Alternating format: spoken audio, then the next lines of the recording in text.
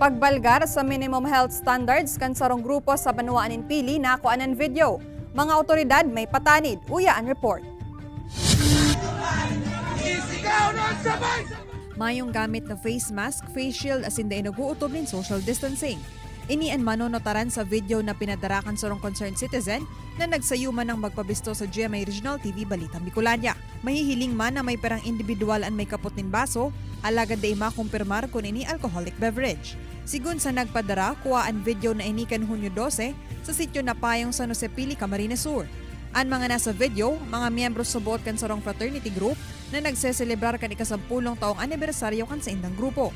Sigun sa nagpadara, mauot niyang matauwan in aksyon kan otoridad, urong ng padagos ang pagdakol kan mga nagpo-positibo sa COVID-19 sa indang banwaan. Ang pagtiripon pigkumpirmar man kan samuyang team sa Barangay San Jose. Sinabi kan opisyales de barangay na may pirang miyembro kan grupo ang pamilyar sa inda asin nagtutubod sinda na nangyari iningunyang taon. Paliwanag man ni punong Barangay Felipe Pedebonte, mayo sa indang nakaabot na impormasyon dapit sa nangyaring pagtiripon. Huli ka ini ipapahanap niya subuot sa mga tanod ang mga embweldo digdi asin madepende sa LGU o PNP ang penalidad. Siguro po kung naaramang ko man, may tanod man po duman naka-assist sa inda.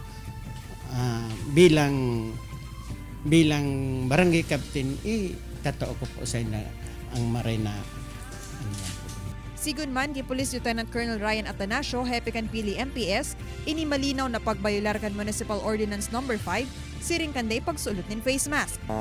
Kausapin natin, kaukulang pagpapayo, and then pwede rin natin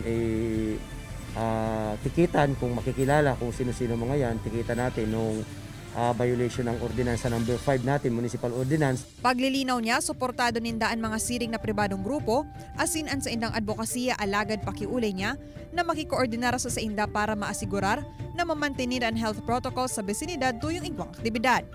Kay Banan sa Gerald Gandia, Rain Palino, Balitang Bicolandia.